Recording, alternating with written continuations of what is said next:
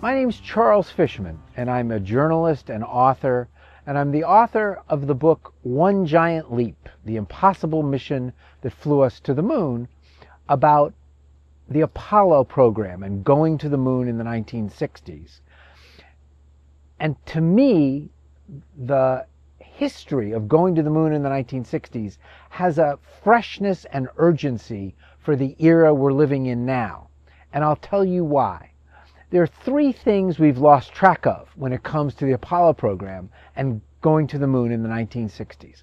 The first is how impossible it was to even imagine doing it in 1961.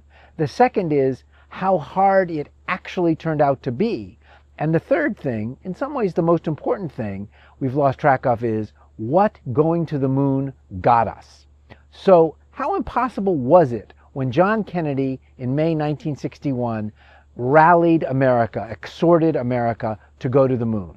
It was completely impossible. We had no rockets that could fly us to the moon. We had no spaceships to take us to the moon. We had no launch pads to launch the rockets from.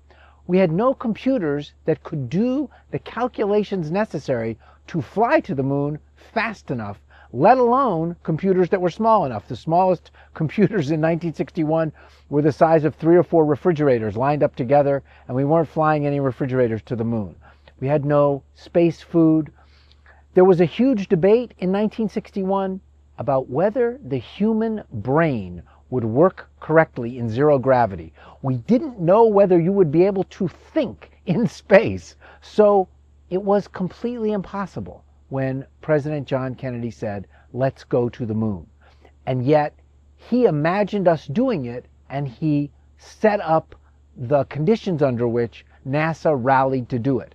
How hard was it? It turned out to be even harder than that list of impossible things sounds like. We didn't even know how to navigate to the moon. We didn't know where to launch from, at what time of day or night you would launch, and how you would get there. The most important technology that needed to be developed during the 1960s was the computer technology necessary to put computers on the spaceships, to fly them to the moon, and to have mainframes on Earth that could manage the space mission.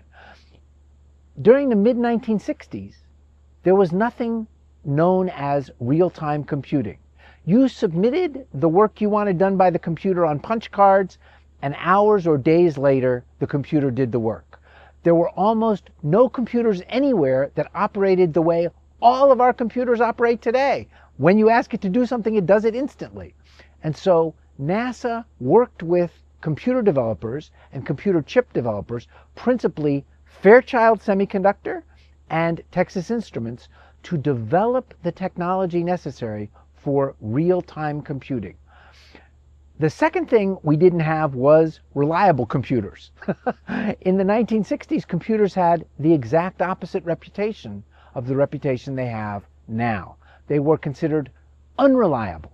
You could ask a computer to do something, and it simply wouldn't, or it would fritz out and not work for hours at a time. The second most important mission of the U.S. space program was the orbital mission of John Glenn in February 1962. That mission was managed by an IBM mainframe computer. The whole mission lasted 5 hours. During that mission, the IBM mainframe failed for 3 minutes. Okay, John Glenn was in orbit. It wasn't that hard to survive the 3 minutes without the mainframe. That's one way of thinking about it. Another way of thinking about it is the most important computer in the world, doing the most important mission in the world, couldn't be kept working for just 5 straight hours by NASA and IBM. And so NASA, working with MIT and these computer suppliers, developed absolutely bulletproof, reliable computer technology. And so we owe a lot to what got done in the 1960s.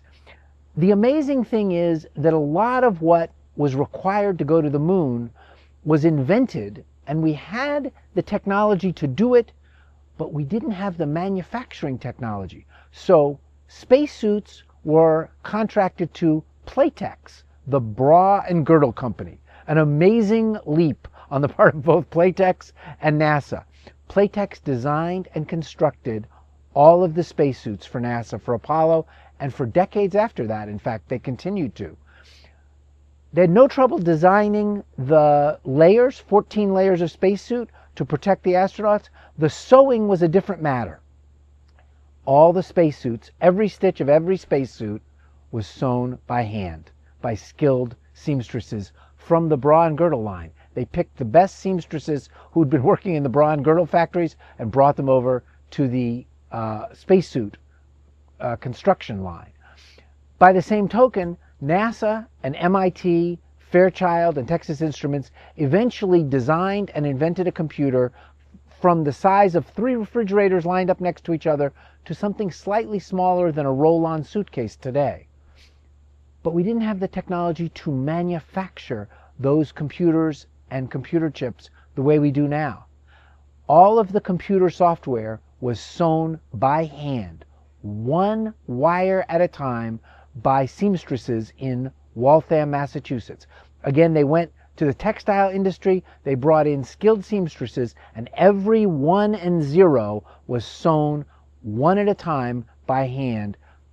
Dozens and dozens of women working weeks to program a single computer, to hard program a single computer. And so the work that was necessary to get us to the moon turned out to be extraordinary. In fact, it is possible that Apollo was the hardest thing human beings have ever done. Every hour of Apollo spaceflight, every hour that the astronauts were flying to the moon, landing on the moon, and flying home, required 1 million hours of work back on Earth. 1 million hours of work is 5 lifetimes of work. Imagine being able to do something for an hour that required the work of 5 people for their whole lives to get you ready.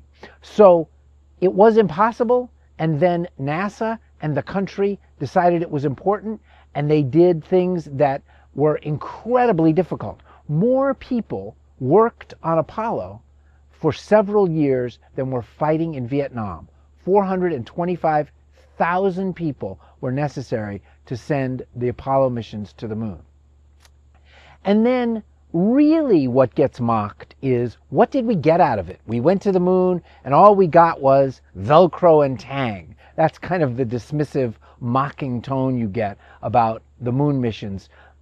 That was true at the time, it was true 20 years after, it's true now more than 50 years after. First of all, Velcro and Tang were invented before the moon missions. They weren't the result of the moon program. But here's what we got from going to the moon. We got your iPhone. All of the computing that we use today traces its heritage not in some sort of imaginary vaporous way, directly back to the work that NASA and MIT and the companies that built the computers did in the 1960s. Your iPhone is absolutely dependable because of the work that was done then. Apollo was the first organization of any kind to use computer chips, to make the leap from transistors to computer chips. Moore's law, the famous rule of thumb about computing, was outlined in a paper in the early 1960s, and the only organization that's mentioned when we talk about the speed at which computer chips were developing was NASA, because only NASA was bold enough to use integrated circuits, computer chips, to fly people to the moon. In fact, Apollo was the first task of any kind to give computers responsibility for human lives. We do that all the time now. The brakes in our car are computerized. If the computer fails, then the brakes don't work right. But Apollo was the first time computers had responsibility for human lives. And so we got an enormous amount out of going to the moon. In fact, if you go back and look, it's quite possible that the entire computer revolution was accelerated by 4 or 5 or 6 years because of the work that NASA and the people working with NASA did. And so we took something that was impossible, we rallied as a nation to do that task. We found ways of doing it, including making computer memory by hand, making spacesuits by hand, that seemed ridiculous given the technology that we were trying to create. And then we inherited this amazing legacy that was completely unexpected. No one said, if we go to the moon, we'll have computers in our pockets 50 years later. But that's actually what happened. And so what I think about, when I think about Apollo, what I think is, it doesn't matter what challenges we face today. We can tackle them and manage them if we decide we want to, because nothing is really out of reach if we decide we're going to do it. And if you go back and look at what was necessary to fly to the moon and what got done and what sometimes was required of the people doing it, and that they stepped up and did that, what needed to be invented, what needed to be done with incredibly meticulous care, and then you look around at the problems we face, climate change, political division, those problems too are manageable. We just have to decide that fixing them, that tackling them, is what we want to do, and then we can do it.